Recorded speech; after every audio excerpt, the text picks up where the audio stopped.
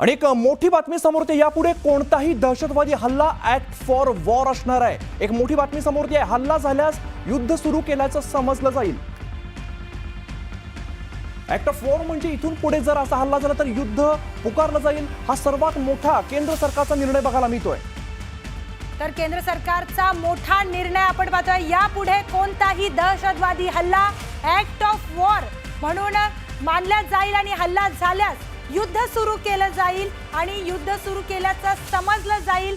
दहशतवाद्याचा कुठलाही हल्ला आता ऍक्ट ऑफ वॉर असा समजला जाणार आहे, असा इशारा केंद्र सरकारने दिलाय। अगदीच केंद्र सरकारची मोठी भूमिका बघायला मिळते। यापुढे कोणताही दहशतवादी ऍक्ट जर दहशतवादी हल्ला झाला तर युद्ध सुरू केल्याचं समजलं जाईल। प्रशांत दिला रामदास आमचे प्रतिनिधी अधिकची माहिती देतात। प्रशांत, केंद्र सरकारचा मोठा निर्णय बघायला मिळतोय, काय अधिकचा तपशील आहे? बरोबर आहे। पंतप्रधान नरेंद्र मोदी यांच्या निवासस्थानी जी बैठक झाली होती त्या बैठकीमध्ये जर बघितलं आपण तर राष्ट्रीय सुरक्षा सल्लागार अजित डोवाल उपस्थित होते, केंद्रीय संरक्षण मंत्री राजनाथ सिंग उपस्थित होते, याशिवाय तिन्ही सैन्य दलाचे प्रमुख देखील उपस्थित होते। या बैठकीमध्ये सोबतच संरक्षण सचिव देखील उपस्थित होते। या बैठकीमध्ये हा निर्णय घेण्यात आल्याची माहिती पुढे आलेली आहे।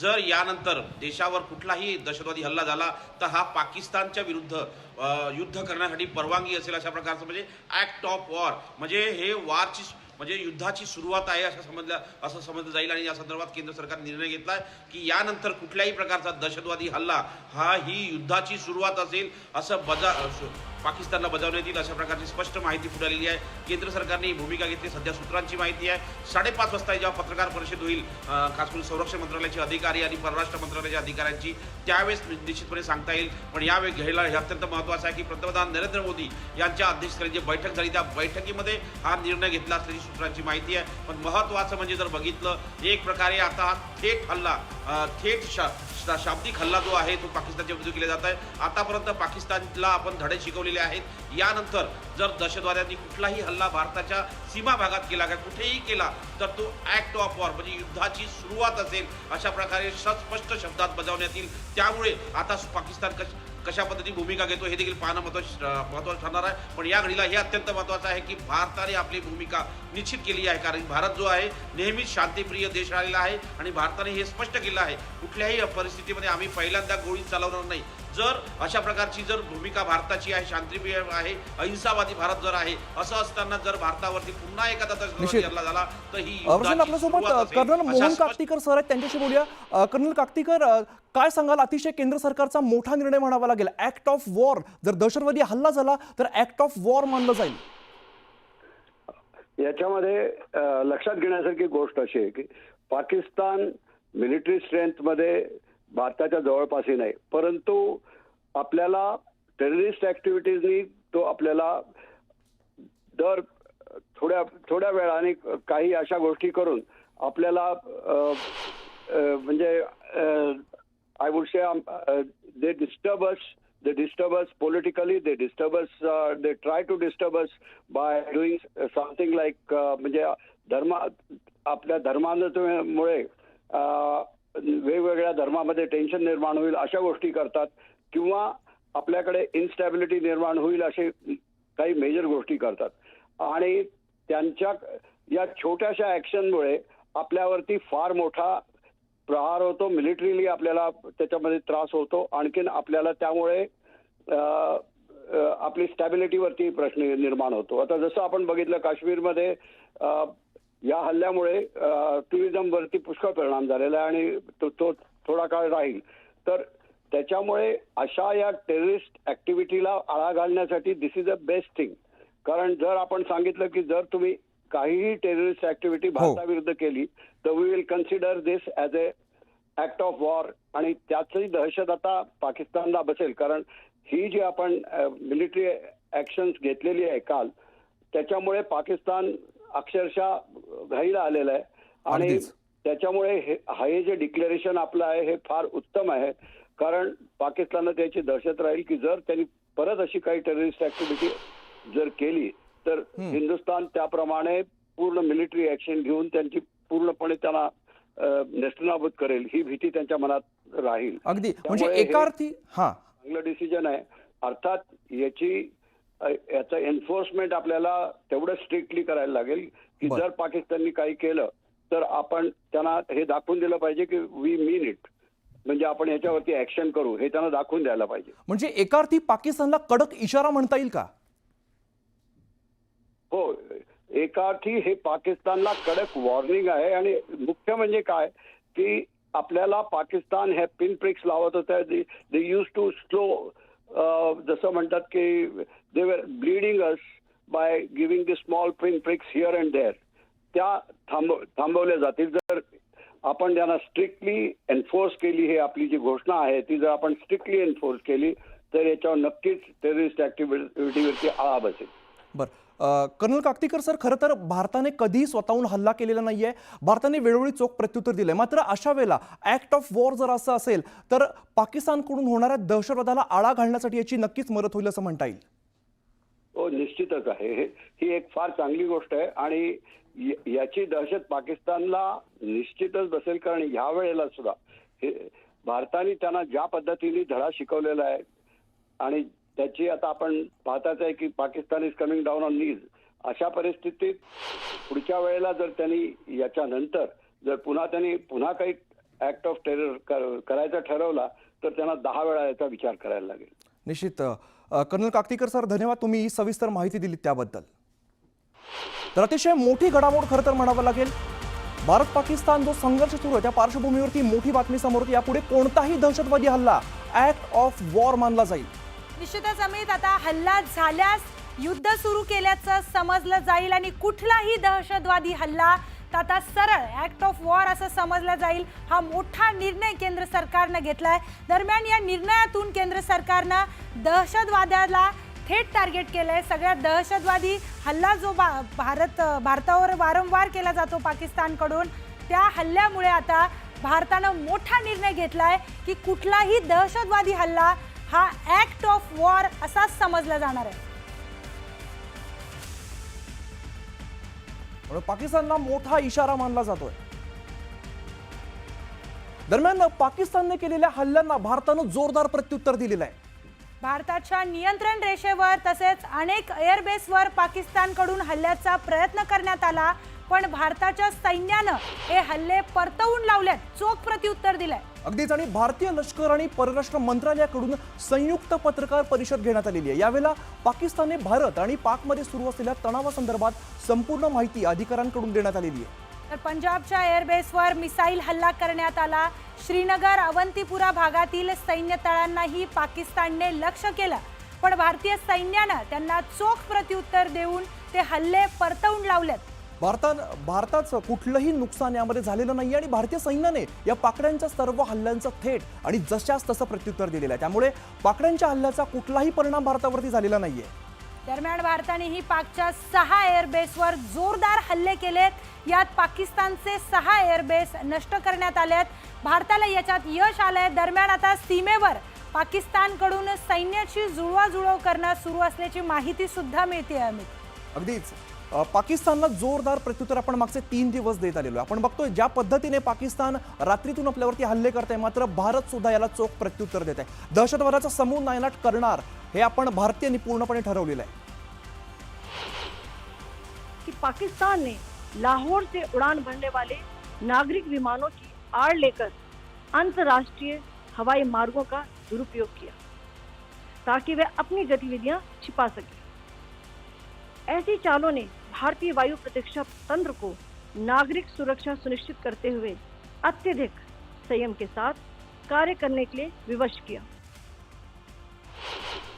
पाकिस्तान द्वारा सैन्य ठिकानों को जानबूझकर निशाना बनाने के पश्चात भारतीय सशस्त्र बलों ने त्वरित व सुनियोजित जवाबी हमले किए. Technical installation, command end control centres, radar sites और हथियार भंडार को चुनकर निशाना बनाया गया. रफीकी, मुरीद, चकलाला, रहमियार खान, सुकूर और चुनिया स्थित पाक के सैन्य ठिकानों पर एयर लॉन्च सटीक हथियारों व लड़ाकू जेट से प्रहार किए गए. तर पाकड्यांचा खोटारडेपणा पुन्हा एकदा जगासमोर आलाय. पाकिस्तान वारंवार असे खोटे वक्तव्य करतं आणि मग पुन्हा ते सगळे तोंडघशी सगळ्या जगासमोर पुन्हा तोंडघशी पडतंय. अगदीच. पाकिस्तानने भारतावरती करण्यात आलेल्या हल्ल्यामुळे झालेल्या एअरबेसच्या नुकसानाचं खंडन भारतीय सैन्यानं केलेलं आहे। त्यामुळे पुन्हा एकदा भारतीय सैन्याने पाकड्यांचा खोटारडेपणा उघडकीस आणलेला आहे। तर पाकिस्तानने केलेले सगळे दावे भारतानं खोडून काढलेत। भारतीय लष्कर आणि परराष्ट्र मंत्रालयाच्या संयुक्त पत्रकार परिषदेत भारतीय लष्कराने थेट भारतीय एअरबेसचे फोटोज दाखवलेत आणि भारतातील सर्व एअरबेस हे पूर्णपणे सुरक्षित आहेत। पाकड्यांना पुन्हा एकदा भारतानं तोंडघशी पाडलेलं आहे। पाकिस्तान वारंवार खोटे दावे करत आहे, वारंवार खोट्या गोष्टी त्यांच्या मीडियाच्या माध्यमातून वेगवेगळ्या माध्यमातून जगासमोर दाखवण्याचा प्रयत्न करत आहे। पण आजच्या पत्रकार परिषदेत हे सगळे दावे फोल ठरवण्यात आले। At the end, I would also like to show you a few images of Air Force bases in the Punjab sector and Rajasthan sector, where it is mighty clear that we are debunking the Pakistani claims of causing destruction at these air bases. You can yourself see the normalcy in these Air Force stations. This is Sirsa, Suratgarh. The runways are intact.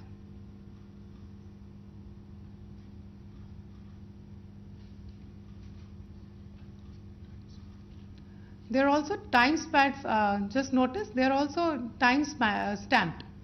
This is today.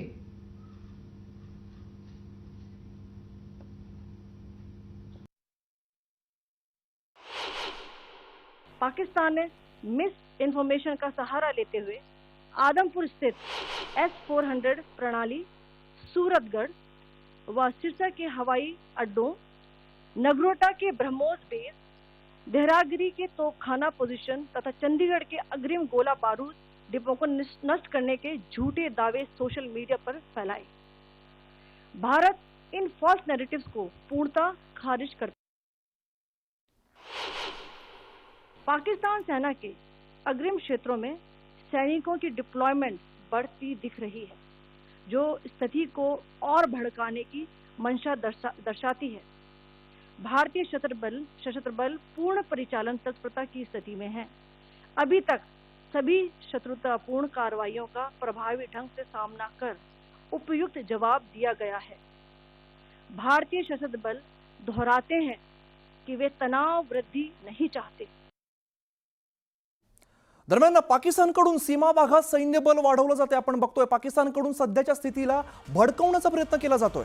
तर पाकिस्तानला जोरदार प्रत्युत्तर देण्यासाठी भारतीय सैन्य सुद्धा सज्ज आहे।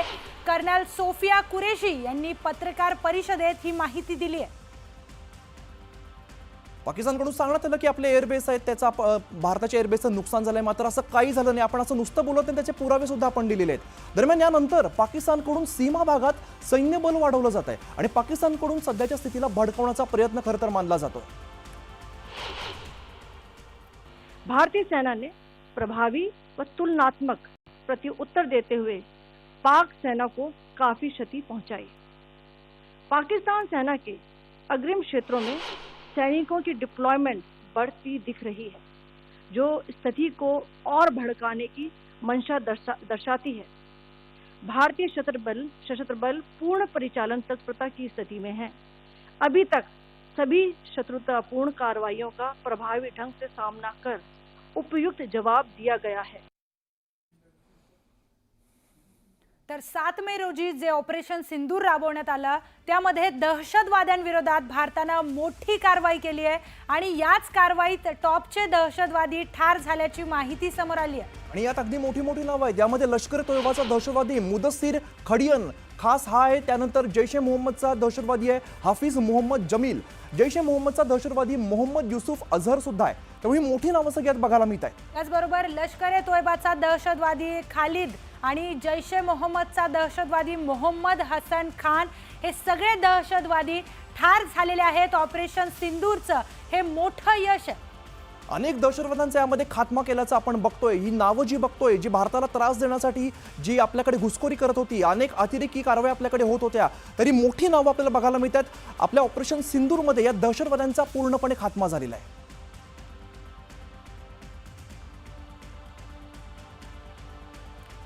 तर आज संध्याकाळी पुन्हा भारतीय परराष्ट्र मंत्रालयाची पत्रकार परिषद पार पडते। संध्याकाळी 6 वाजता ही पत्रकार परिषद होणार आहे। तर भारताच्या पाकिस्तानवरील कारवाई संदर्भात या पत्रकार परिषदेत माहिती देण्यात येणार आहे। भारत पाकिस्तान दरम्यान जो तणावाची परिस्थिती निर्माण झाली आहे त्याच पार्श्वभूमीवर अनेक हल्ले पाकिस्तानकडून भारतावर केले जात आहेत आणि भारतही त्याला चोख प्रत्युत्तर देत आहे।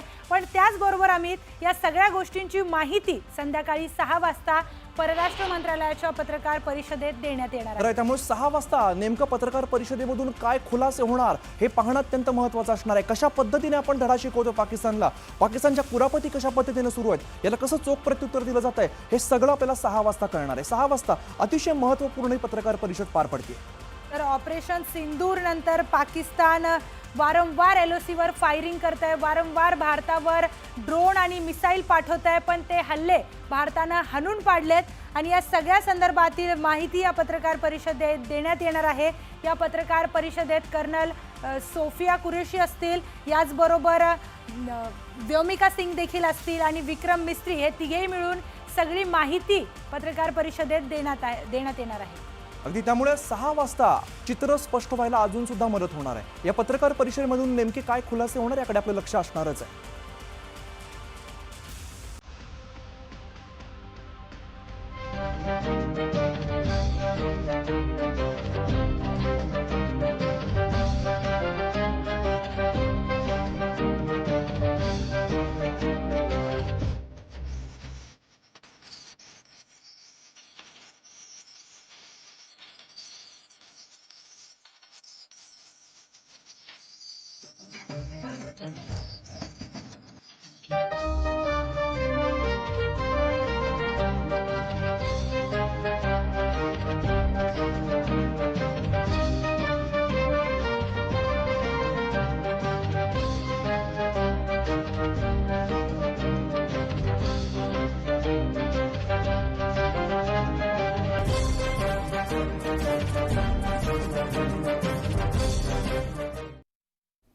दरम्यान एक मोठी बातमी समोर येते। पाकिस्तानच्या सरगोधा एअरबेसवर भारताने हल्ला केलेला आहे आणि या हल्ल्यामध्ये सरगोधा एअरबेसचं मोठं नुकसान झाल्याचं आपल्याला बघायला मिळते। अतिशय मोठी बातमी।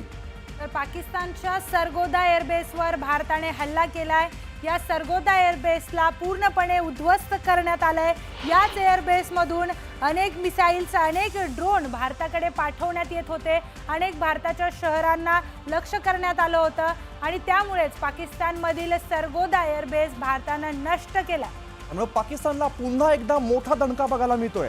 भारताने दणका दिलाय पाकिस्तानच्या सरगोधा एअरबेसवर भारताचा हल्ला बघायला मिळतोय आणि या हल्ल्यामध्ये सरगोधा एअरबेसचं यात मोठं नुकसान झालंय। आपण दृश्यांमध्ये बघतोय ज्या पद्धतीने हल्ला झाला, आपण धुराचे लोड बघतोय, ज्या एअरबेसवरती हल्ला झाला त्याचं मोठं नुकसान झालेलं आहे। सगळ्यात महत्त्वाचं म्हणजे 2 इमेजेस शेअर करण्यात येत आहेत। एप्रिल 2025 मध्ये सरगोधा एअरबेस कसं होता आणि 10 मे म्हणजेच आज 2025 मध्ये हे कसं आहे याचे दृश्य आपण स्क्रीनवर पाहतोय। सरगोधा एअरबेसचं हे दृश्य। तर पाकिस्तानच्या सर्व कारवायांना भारतानं चोख प्रत्युत्तर दिलंय। सियालकोटमध्ये देखील भारतीय लष्करानं पाकचा ड्रोन हाणून पाडलाय। लष्कराने ड्रोन पाडल्याचा नवा व्हिडिओ तर समोर आलेला आहे। तर सियालकोटमध्ये देखील अमित पाकिस्तानचा ड्रोन पाडण्यात आलाय। पाकिस्तान वारंवार ड्रोन आणि मिसाईल भारताकडे लक्ष करून भारताकडे डागण्यात येत आहे त्यांच्याकडून आणि भारत वारंवार त्यांना चोख प्रत्युत्तर देते। आणि सगळ्यात महत्त्वाची गोष्ट म्हणजे आपण नुसतं हवेमध्ये गप्पा करत नाही, आपल्याकडे त्याचा प्रूफ आहे, आपल्याकडे पुरावा आहे। ज्या पद्धतीने आपण पाकच्या कारवायांना प्रत्युत्तर देतो त्याचा व्हिडिओ सुद्धा आपल्याकडे आहे।